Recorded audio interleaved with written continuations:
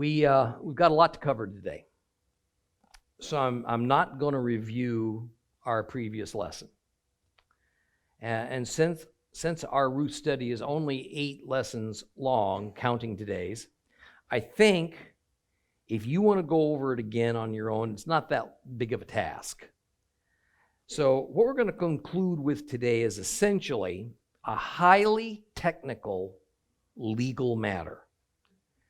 And so we have little choice but to go into great detail to properly understand it, right? Since it is so foreign to our laws and our culture in the 21st century West, especially the West. So we'll begin by rereading the entire final chapter of Ruth chapter 4, to refresh our memories. So open your Bibles to Ruth chapter 4 and follow along with me. If you have a complete Jewish Bible, it's page 1060. 1060.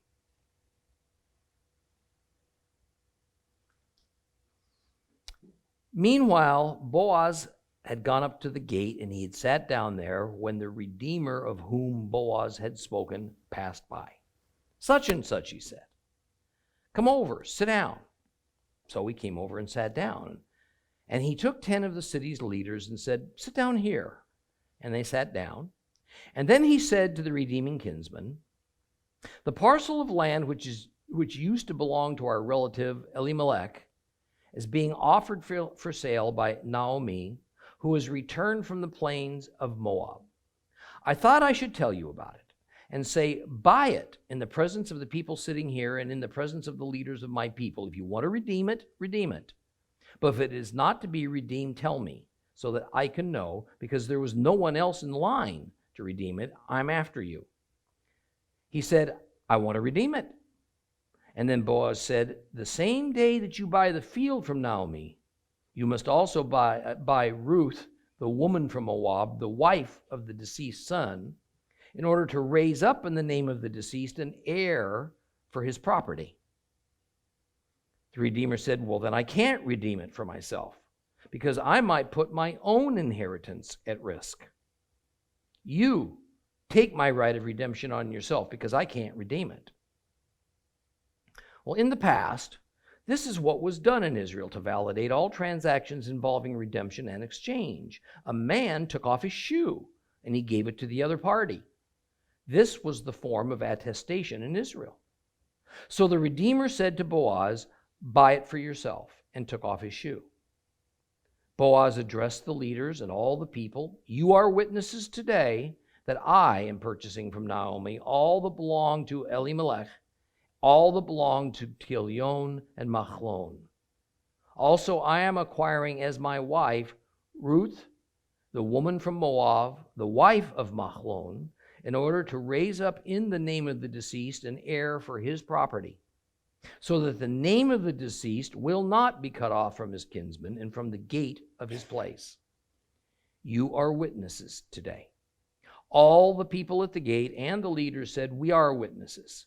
May Adonai make the woman who has come into your house like Rachel and like Leah, who between them built up the house of Israel. Do worthy deeds in Ephrath. Become renowned in Beit Lechem. May your house, because of the seed Adonai will give you from this young woman, become like the house of Peretz, whom Tamar bore to Judah. So Boaz took Ruth. She became his wife. He had sexual relations with her, and Adonai enabled her to conceive, and she gave birth to a son. Then the woman said to Naomi, blessed be Adonai, who today has provided you a redeemer. May his name be renowned in Israel. May he restore your life and provide for your old age. For your daughter-in-law, who loves you and is better to you than 7 sons, has given birth to him. Naomi took the child and laid it on her breast and became its nurse. The women who were her neighbors gave it a name. They said, a son has been born to Naomi, and called it Obed. He was the father of Jesse, the father of David. Here is the genealogy of Peretz. Peretz was the father of Hezron. Hezron was the father of Ram. Ram was the father of Aminadav. Aminadav was the father of Nachshon. Nachshon was the father of Salmon. Salmon was the father of Boaz, and Boaz was the father of Oved. Oved was the father of Yishai, and Yishai was the father of David. So the legal process to determine just who would assume the duties of Naomi's family Goel, the family redeemer, that in Christendom is usually called the kinsman redeemer. This whole process has begun. Would it be Boaz or the unnamed, more senior relative who was first in line to be the Goel? Well, the morning after Ruth visited Boaz at the threshing floor, Boaz went to the city gate of Bethlehem, waited for the senior family Goel to walk by, and also asked that 10 of the recognized city elders attend this public proceeding so as to essentially validate and then notarize the outcome. Verse 3 begins a very difficult dialogue between Boaz and Mr. So-and-so to translate, to interpret it, to make sense of it. At least partly because there is a very strange changing of verb tenses regarding the current status of Naomi's land. Has it already been sold, or is it only now being sold? Now, due to the West's obsession with eroticism and romance, the story of Ruth is usually made to be one of this young widow Ruth being rescued by the kindly gentleman Boaz. In reality, the main focus of the story has to do with Naomi and the transfer of family land. One verse seems to say that the selling of the land had already occurred. In other words, before this meeting at the city gates. And yet another verse seems to say that what is about to transpire at the city gates is the selling of the land. Now, because we always read this in English, the difficulty is that the Hebrew is oftentimes masked, because the translator of your particular English version made the decision, he had to, that either the land had already been sold or it was now in the process of being sold. And so made all the verb tenses neatly match, at least in English, to reflect his own personal conclusion. But there is even more trouble contained in these verses. And we talked about some of it last time. In summary, the trouble is this. The usual assumption by Christian scholars and commentators going back centuries is that Ruth and Boaz were about to engage in levirate marriage, and that this marriage solved the dilemma of the land transfer from Naomi by creating this needed heir, a son that would eventually be born to Ruth and Boaz. Well, yes and no. You see, what transpires in these passages, frankly, does not carry out the very detailed Torah commandments regarding levirate marriage, nor the specific Torah-defined duties that are required of a kinsman redeemer, a Goel. So many Bible scholars have simply decided that the text has been corrupted. So they use that as their reason for ignoring what is actually written and essentially create their own version of the story as a substitute. I will tell you that by doing that, it certainly makes studying this final chapter of Ruth quicker and a lot easier. But I also think we're missing a great deal by not trying to deal with this challenging text of Ruth just as it was recorded.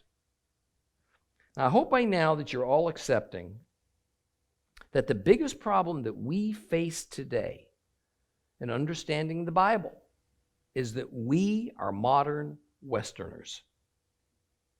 And the way that we think and the way that we reason was birthed in Greek culture. Even more specifically, in the Greek culture as practiced in the era of the Western Roman Empire. But what we read in the Bible is entirely based on Eastern culture, on ancient Hebrew thinking patterns. Even the New Testament, that admittedly was largely written in Greek, nonetheless was dictated by Hebrew individuals like Paul and Peter, who were Easterners.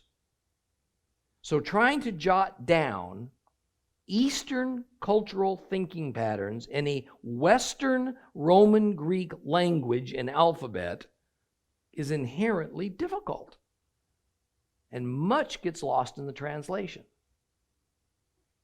The good news is that about half of the passages in the New Testament are merely direct quotes taken from the Old Testament.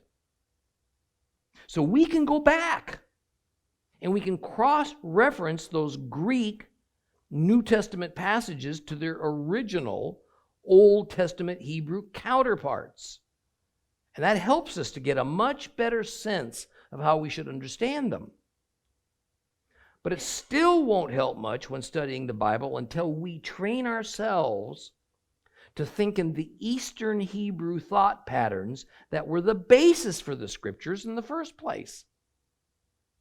The notion that the Bible is so mystical and magical that culture and language and era and even context doesn't matter when reading it is absurd on its face.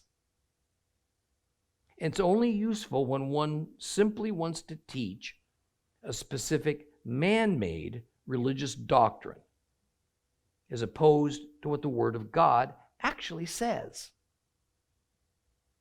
It is this exact issue that's at play, especially in Ruth chapter 4. And so I'm going to delve into some depth in trying to help decipher what's really happening among these Jewish Israelites who are bargaining at the city gates, as opposed to what it might seem to be occurring to us modern Gentiles. Now, first notice in verse 3 that the person who is the central figure in this negotiation is Naomi. It's not Ruth. And this is because Naomi is the widow of Elimelech. Elimelech was the owner of the piece of land that's in question. So his widow, Naomi, the only survivor, now represents Elimelech's clan and family. However, there's a problem with that. Does Naomi really own that land? Since her husband and both of her sons, who would have been the legal heirs of Elimelech's real property, since they've both died. The short answer must be no, she's not.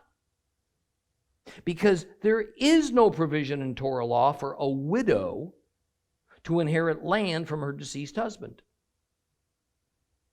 Notice I didn't say there was no provision for a female to ever inherit land, because indeed the daughters of Zelophehad pled their case to Moses because Zelophehad had no sons, only daughters. He pled his case to Moses, and Moses decided, as God's earthly mediator, that daughters could inherit their father's real property. That's not the case with Naomi. Okay. The land in question didn't belong to her father, it belonged to her husband. So the land was not Naomi's to hold. Saying it was Naomi's land was just kind of a figure of speech. It was a way of identifying it. Simple common way of saying this is the parcel we're talking about. For the people of that era, the issue of what happens to family land, the family land with someone like Elimelech, was a constant thought. Land was everything to an agricultural-based society. You know, it represented their heritage, their intended place on this earth. It was where they grew their food. It was the primary repository of their earthly wealth, no matter how meager. It is difficult for me to put into words what the possession of land meant then, and means now even, to rural farmers and ranchers. These folks feel more of a personal connection to the land than mere ownership. Suburban and city folks, you know, we just see land as a tradable commodity. And while there might be some sentimental family attachment to one's longtime family home, it's not the land that's the issue, it's the memories of life within that dwelling structure that are seen as irreplaceable. The centrality of land is a really difficult concept for the majority of Westerners who don't own ranches or farms. But as I have extended family who does have a large farm, I'm familiar with their genuine depth of attachment to it and the lengths they will go, never to lose it, but rather to keep it in the family, generation after generation. And it was especially so for Israel, because the Lord God had embedded the principle that the original owner of a piece of the promised land was to maintain it in his family forever. Let's be clear that while the immediate family, extended family in our modern vocabulary, ideally held on to that land, in reality it was the clan to which that family belonged that was even more important. In other words, while the land could be transferred under a variety of circumstances among the many separate families that formed a clan, it was always to stay within the clan. But the hierarchy of land ownership went even further. If by some calamity the original family, along with the entire clan, were wiped out, are incapable of retaining the land, then the next best hope was for the tribe to which the clan, and so the family, belonged to claim it. If that clan's tribe were wiped out or was incapable of assuming the land, then some other Israelite tribe was to control it. But the loss of ownership of land to a Gentile foreigner, well, that was just unthinkable. And it was not authorized by God. Even then, among the Hebrews, there were the laws of Jubilee. And this law allowed for the return of the land, debt-free and at no cost, to the original owner or family of the descendants, even though this opportunity only arose once every half century. Further, even though I just spoke in common terms of land ownership, in reality, no Israelite ever owned the land in the way that we think of owning land today. Most ownership of land in the Western world is called fee simple ownership. And it means that a person has absolute control and all rights to that land without limitation and can sell it whenever and to whomever he pleases. And these same rights of ownership then transfer to the new owner in perpetuity.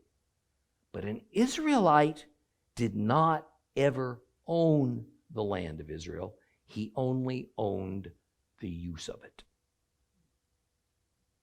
Just the use of it. He could dwell on it.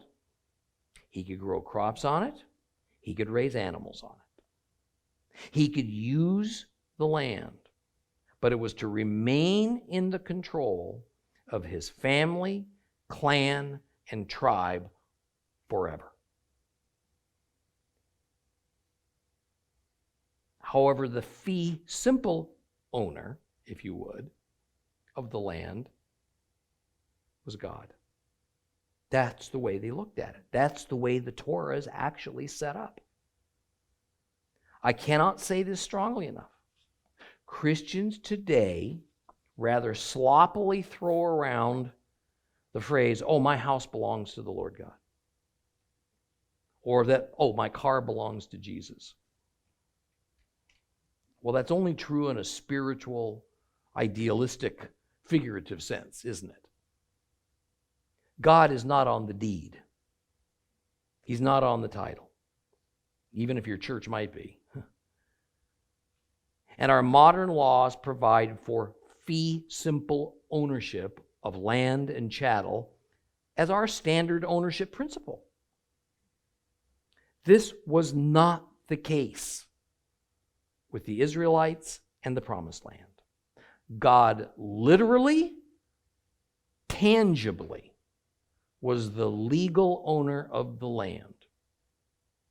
And an Israelite fully understood he did not have a fee simple ownership of the plot of land upon which he dwelled, he farmed, he ranched. And this foundational principle is explicitly embodied in the laws of Moses. And that is the reason that the laws of Moses had these complex and highly nuanced procedures about possessing and passing along and redeeming land. It was also one of the most important reasons for the existence of the office of the kinsman redeemer, and was perhaps his primary obligation to the family. That being the case, then what was Naomi's relationship with the property, the land, that's being discussed here? After all, see, this is the key to understanding both Naomi's predicament and her solution to the problem of land inheritance. First of all, now that we better understand the laws of land inheritance in Israel, we must see that Naomi was not in actual legal possession of that land. For one thing, if she was in legal possession, why was she and Ruth even in such poverty? For another, even if she wasn't physically able, or maybe didn't even have the skills to farm the land, she certainly could have leased out the field to another and obtained income, however meager. Second, if Naomi didn't control the land, who did? And when did someone else gain control of the land, and under what circumstance? The truth is that only speculation is possible, because this issue is simply not directly addressed in the story. As Frederick Bush, the editor of the World Biblical Commentary on Ruth, says, and I paraphrase him, the author of this story and the people who read it in much earlier times had information and knowledge about the circumstances that was probably just common knowledge for them. And further, the circumstances themselves probably explained a very logical and usual course of action of that era that would have resulted from the peculiarities of this case. So this is muddled only to our Western Gentile minds, but not at all to the ancient Hebrews who lived near the time the book of Ruth was written. They understood what was going on. I mean, I couldn't agree more with Frederick Bush.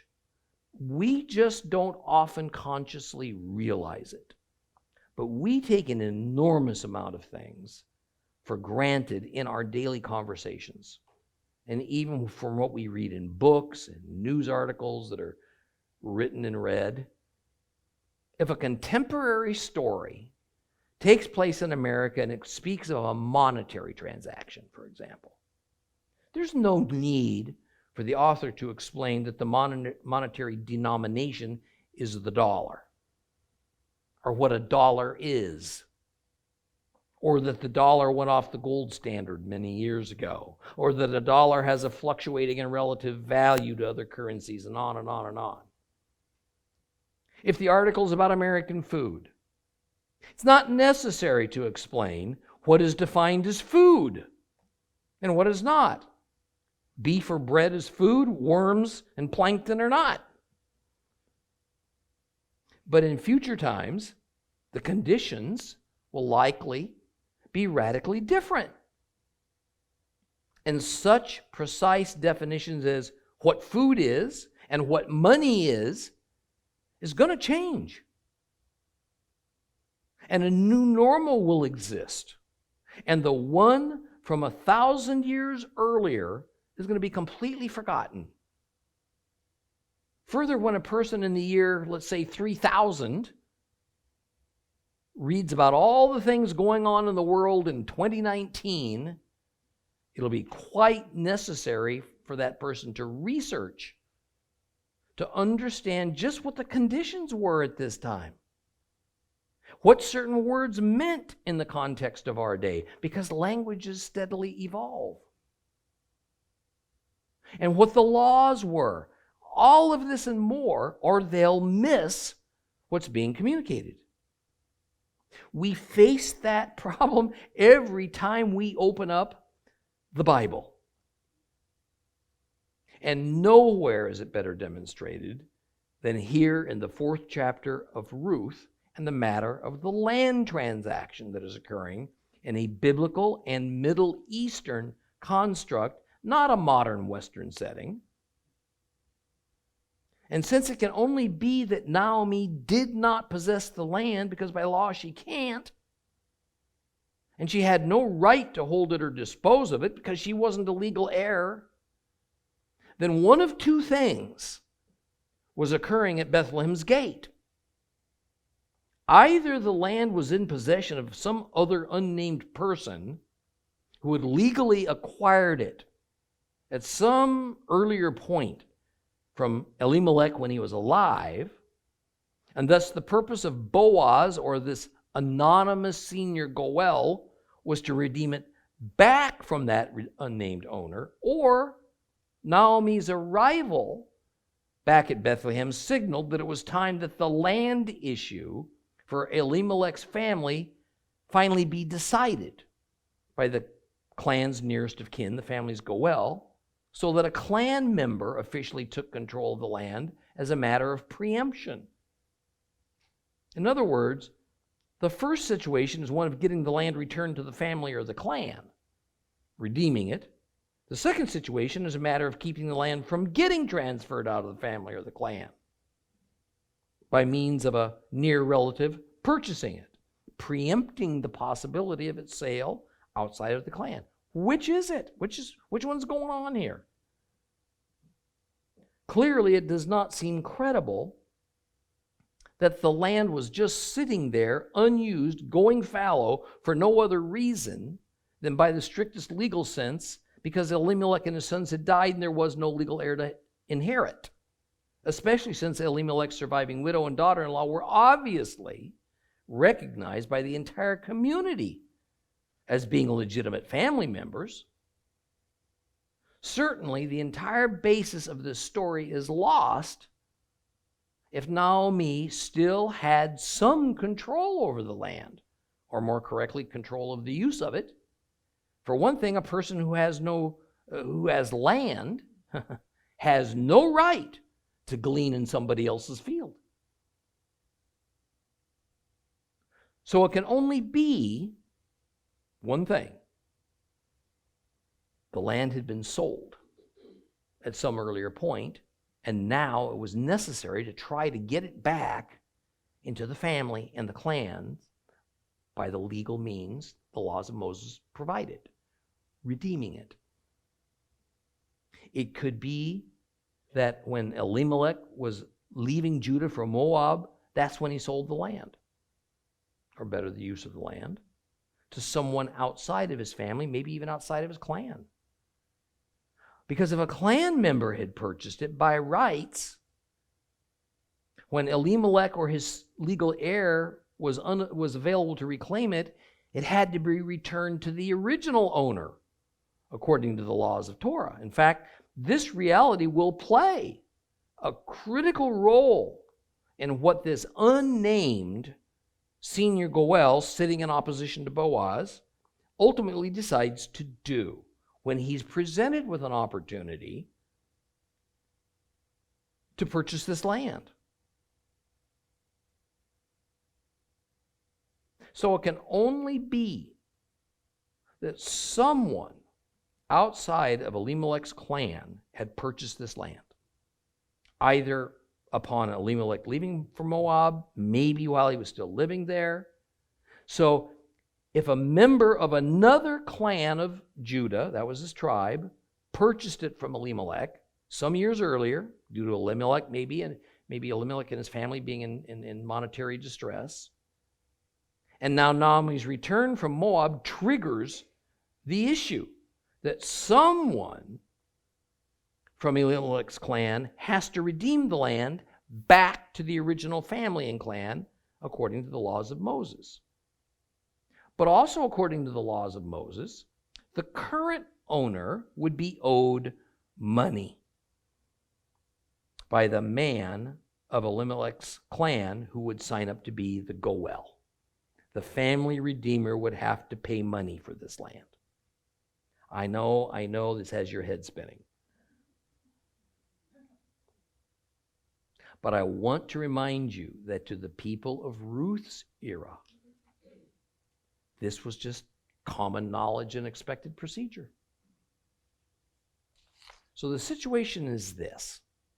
A member of another clan, likely another clan of the tribe of Judah, currently holds possession of Elimelech's land. Naomi has returned from Moab as a childless widow and now pushes the issue of how to get the land returned to the clan, and if at all possible, to her family, technically Elimelech's family. The importance of this issue is fully recognized by all the community of Bethlehem.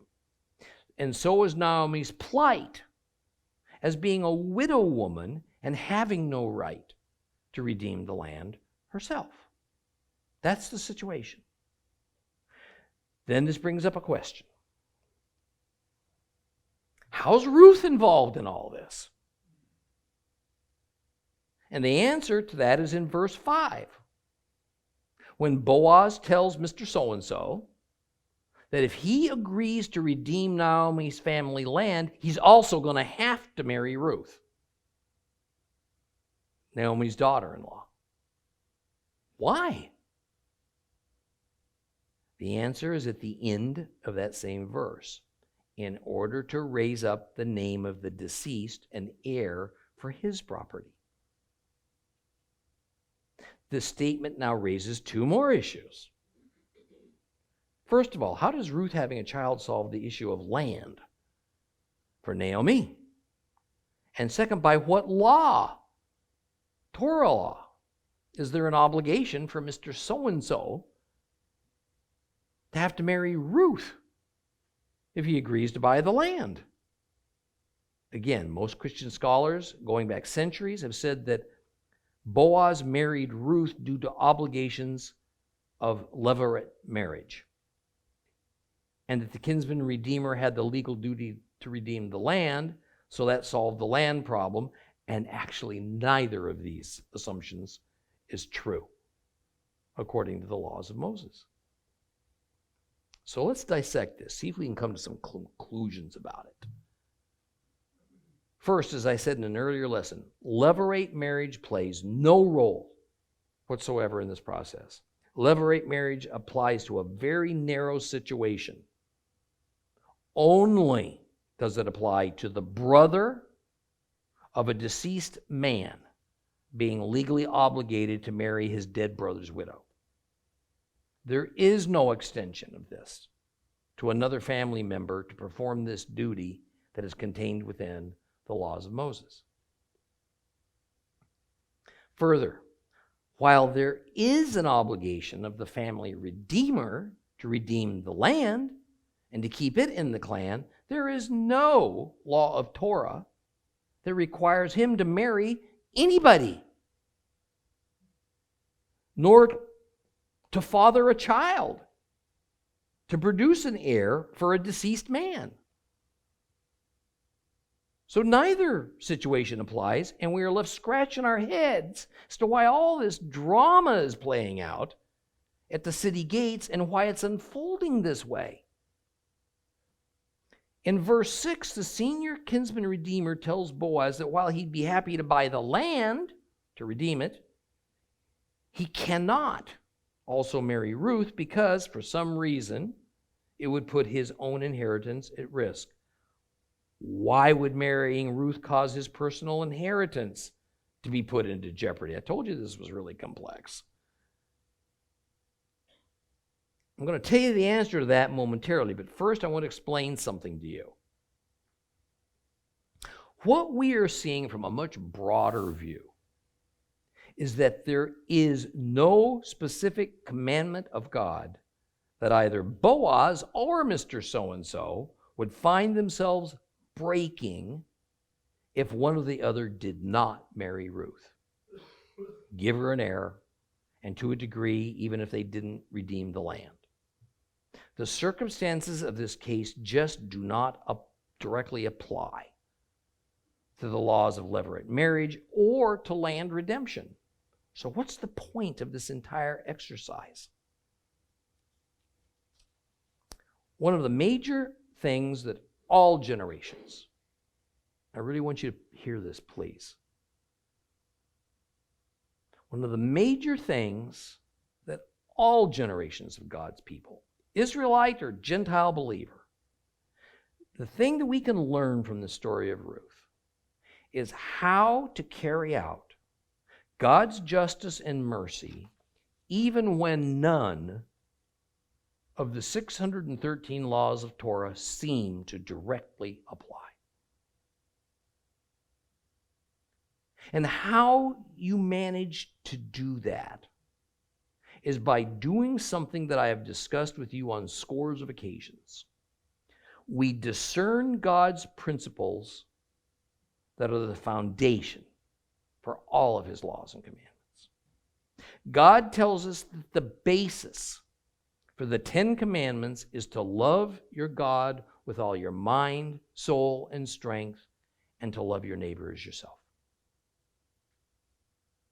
And that just as the 10 Commandments are built upon those two foundational God principles, so are all of his 613 laws built upon the 10 Commandments. So when we're at point A and we have on our hands a matter that demands our attention and our action, it is in our court to see how we get to point B, which is the solution. And under many circumstances, we can simply point to one of the 10 Commandments or one of the 613 laws, and it'll give us the proper route to get from point A to point B. But under many more situations, the route's not obvious, or there just isn't a nonstop flight from A to B. Point A in the book of Ruth is that Naomi and Ruth are poverty-stricken widows. They have no children and have no hope. Co-located at point A is that the land that belonged to Naomi's deceased husband, Elimelech, is in the hands of somebody else outside of his clan. Point B, then, is to find a way to financially care for Naomi and Ruth along with a way to have the land redeemed and returned to the family. But how do we get there? The most important thing to take away from this is that as God's followers, it's our moral obligation to find a way. To find a way that is consistent with God's principles, even if it is not directly covered by one or another of his laws. And I contend this is a position that the Hebrews found themselves in regularly. And we as Christians find ourselves in just as regularly as well. Let's rotate now back to Mr. So-and-so, who decided that it would cause his own inheritance to be put into question if he married Ruth. So here's what happened. See, he was happy to redeem that land and add it to his family's wealth that would eventually be passed along to his own descendants. You see, since Elimelech had no heir, remember that's point A in the story, the family Goel who redeemed the land got to keep the land, at least theoretically, until the year of Jubilee.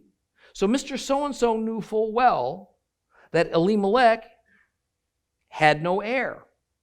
So whatever money this senior Goel, Mr. So-and-so, paid to the mystery man who currently owned Elimelech's land, it would be well spent, because the senior Goel would now possess Elimelech's land for himself and for his posterity. He liked that part. This was great. He loved it. He was anxious. I mean, look at this. There wasn't much of a bargain. You want to do this? Oh, yeah, man. Oh, yeah.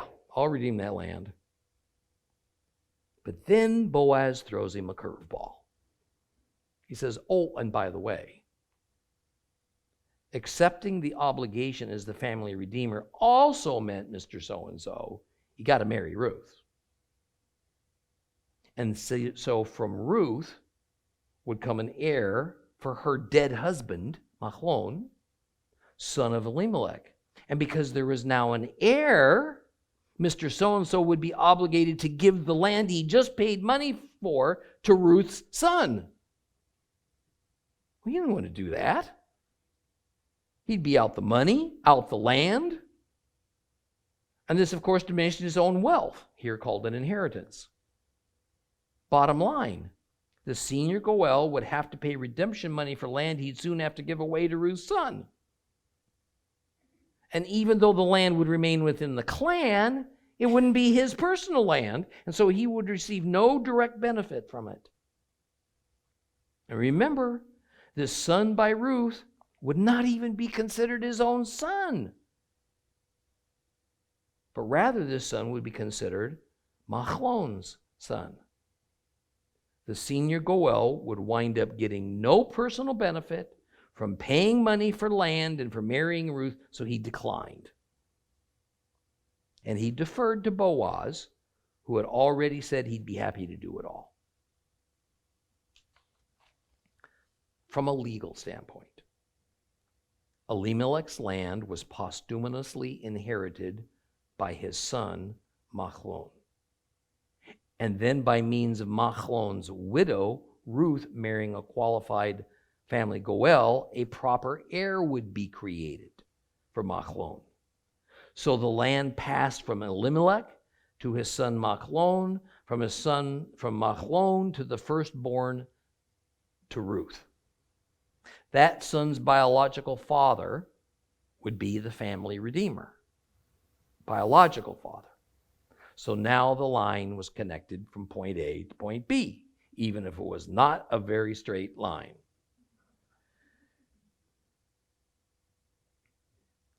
Yet, as we see from the story, as complicated and head-hurting as it seems for us to be able to follow, this was all very well understood by the participants in Ruth's day. What we find out is that whoever agrees to be the Goel also has the duty to perform all the obligations incumbent upon a Goel. He can't do some of them and refuse to do the others. We also find out that at some point before the era of Ruth, the same kind of issues of how to deal with childless widows were dealt with by Israel's leaders because there was a void in the law of Moses for many cases, just like the one we're dealing with here. So they created a tradition. They created a man-made rule that a childless widow who had no brother-in-law to marry her could marry any family member who agreed to be the family Goel, the family kinsman redeemer. And this marriage could then produce the needed heir for the deceased husband. And even more, the widow Ruth now has a husband to care for her. And by custom, her mother-in-law, Naomi, would be lovingly cared for by Boaz and Ruth. The marriage of Ruth to Boaz solves all the problems that the story of Ruth presents. So, in our story, the senior Goel cedes his rights of redemption to Boaz, and he hands his sandal, that smelly sandal, to Boaz as a symbolic gesture used in that era to seal a deal.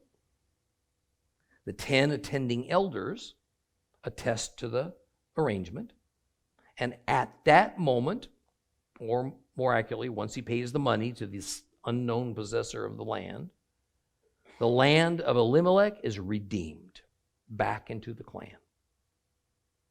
Further, Boaz agrees that the first son, just the first one, the first son born to he and Ruth will be in the name of Ruth's deceased husband, Machlon.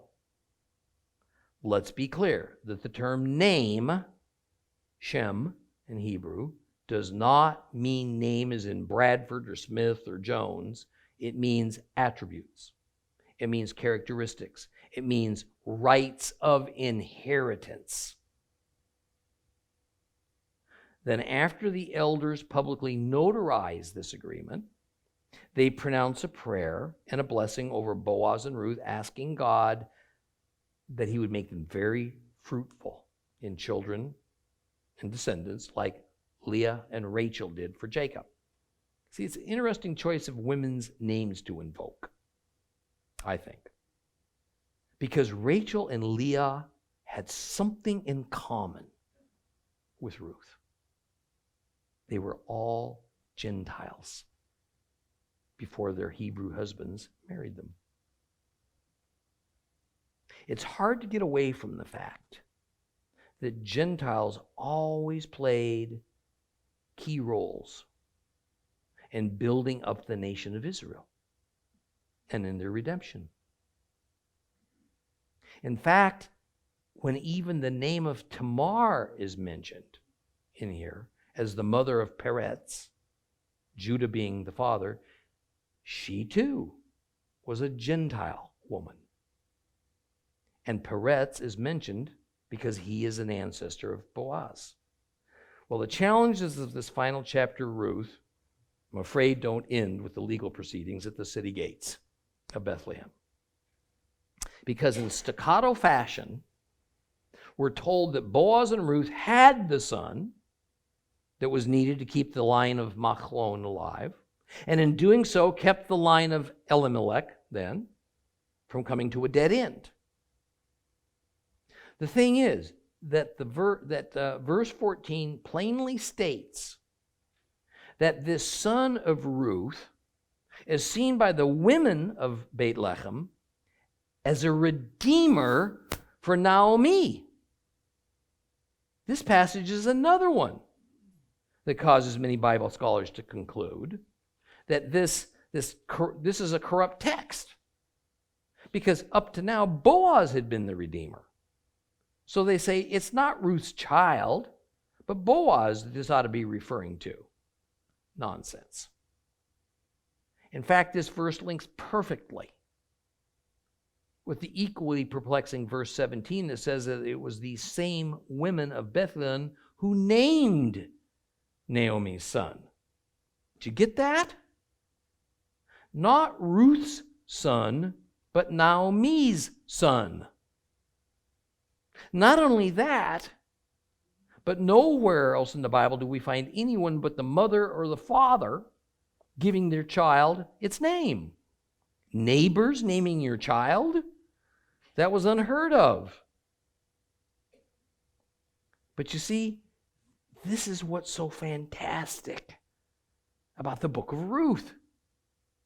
The whole community knew that in some strange way, this marriage between Ruth and Boaz and this resultant first son was far more significant than merely concerning the private family matter of restoring land to the Elimelech clan line. This matter was profound. It was far-reaching in ways they could sense, but they didn't know how. And of course, in retrospect, we know that this son went on to be the grandfather of the future King David. And from David's line came the even more future Redeemer of the entire world, Yeshua of Nazareth. I also want to point out an important grammatical technicality. When verse 14 says that the women said that Jehovah has provided Naomi with a redeemer, it is probably much more accurate to translate it that Naomi was provided with redemption. Because that Hebrew word that is usually translated as redeemer is not goel, which means kinsman redeemer, but gaal. Goel is a noun. That, again, more or less means kinsman redeemer, a person. But gaal is a verb. It means redeeming. In other words, the intent is not to indicate a person, but rather an action, a behavior.